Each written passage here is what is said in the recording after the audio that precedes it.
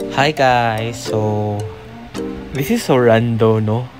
So, supposedly magod kayo mag-imo lang ko mga time-lapse, mga montage of the videos here that I have captured but I decided to try, wala lang, mga voice-over thoughts ba over this mga clips na ako itapulan po ko edit, no? So, by the way, this is Makasandig Balulang Bridge going to Paseo, no?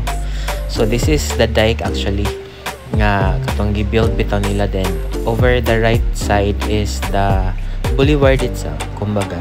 Actually, di mo siya matawag ang boulevard, it's a dike actually, no? So, kanang green nga part nila is the river, di ba? So, Cagayan River.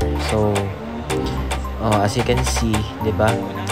Nice kayo ang weather today. So, kanang pila bakasyon biya. So, murag kuan kay ko kanang nawala ko sa running nga scene kay every day biya sa kada sa school days kay diri gid ko ga run, so ni try ko balik og run today. So as you can see, diba, who wouldn't want to run here or walk here, diba?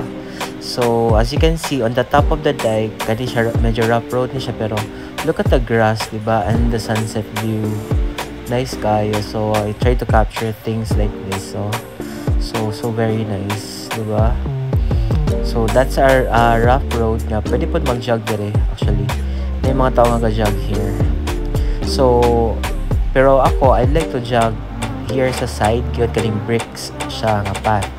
So here, diba, syempre you need to stretch good, no, before you start to run kay balo naka nanata sa mga 30, so medyo gahi-gahi na lang mga muscles nila o ang mga bukog nila, mga humok na kayo. So dili na to siya dapat biglaon or any type of activity, diba, dili na to siya dapat bigla. So by the way, all black ta karon, no, ang ato ang get upan. So basta mo na siya black. So look at the view pod, no, dira sa kuan accessible gid ang road, ani nga road. This is actually an alternate route from kung gikan kag Tagwanaw or gikan kag Makasandig National High School from Tagwanaw o gikan pud ka sa Balulang going to Paseo or sa Rotonda, no? So here nag-try kog set up og cam. So gibiyaan, no? So ano magina ang mga kuan kunuhay, biyan ang kuan, ang sitawag ani ang phone niya, kung mabiyaan gid ba na sa na lang gid wala ra ba tayo ipalit og phone.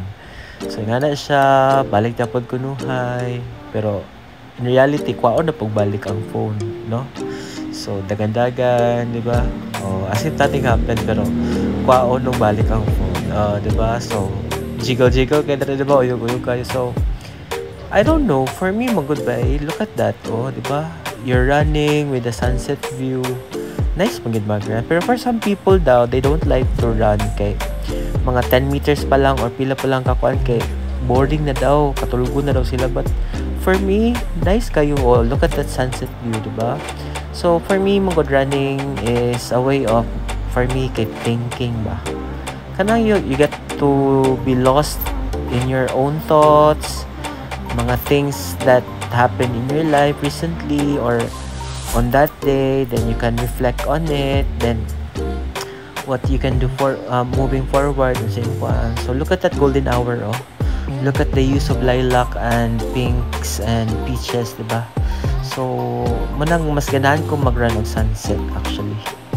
So sa ako ang run, dili ko tanang spurts man siya, dili siya mag-split siya ba, dili siya ingon nga kanang grabe kay intensive kayo. So medyo na ako sa mga slow pace, dayon medyo na kayo, so munang mag-run up po dayon, diba, ano, so hinahinay lang good.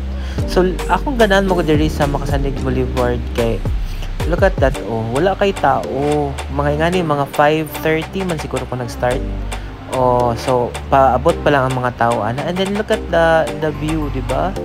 So this is the other side of the dike, no, right side. So look at the greenery, no, while you are jogging. So that's why I like it here, good mag-jog. So hinahinay lang na siya nga kuan. Then actually this is more like kanang pasingot lang gid siya. I'm not aiming for losing weight or kuan, but I'm now on my mid 30s, so need na gid nga magpasingot, no, kay we're not getting any younger. So from Makasandig Balulang Bridge going to Paseo is actually more than 2.5 kilometers. So ako ang run for the day karon was 6 kilometers. So ako na siyang nagbalik ko twice, then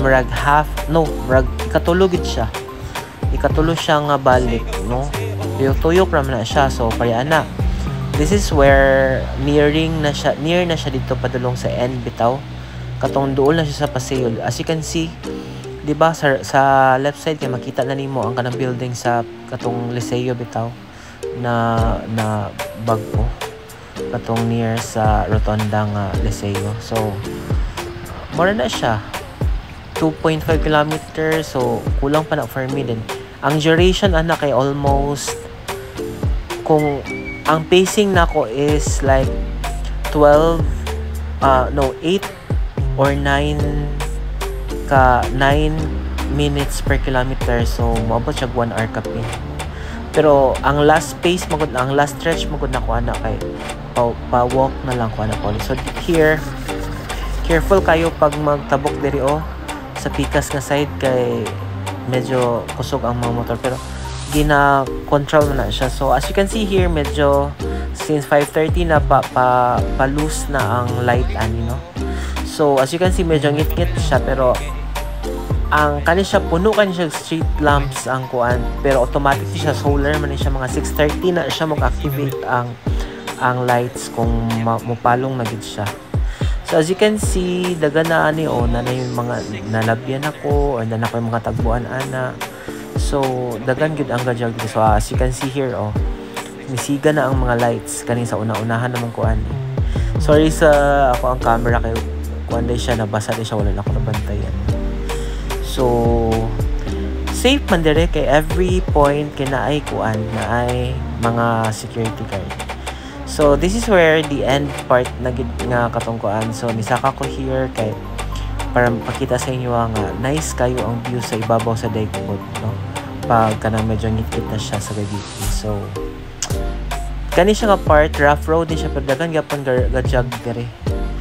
So as you can see, nagalako-lako. So as you can see, haya gid siya, well lit gid siya ang Makasandig Boulevard. So pikas ka side dito na lang siya, Makasandig na siya. So nibalik ko sa ubos, and syempre when you started nag-stretching pa end pod, mag-stretching pod. So lapad kay ko di tanaw no. Bitaw So ako I don't kanang know good sa mga proper kuan sa kuno, pero as I remembered lang, so nga na lang lunges dayon, kanang ma-stretch lang akong, ma-bend lang akong kuan dayon, ang arms forward, no, dayon gamay nga stretch patalikod so dako biyagid kayo og changes sa kuha, like dili na gid ko nga nakahak, unlike last year dako gid kay ko, as in, and then sedentary lang kay ang lifestyle ba, nara lingkod lang, especially for people like me nga mga teachers bitaw nga always lang gyud tindog, lingkod, more gyud na siya. So we need to have a sort of exercise, no. So I don't kuan man gyud nga kanang dapat kay sexy or unsa ba, dapat kay kanang basta kay importante ba kay kanang galihok ka. And when I started this last year, active na bigid kayo ko, no. So by the way, this is the view kung paabot na ka dito sa end.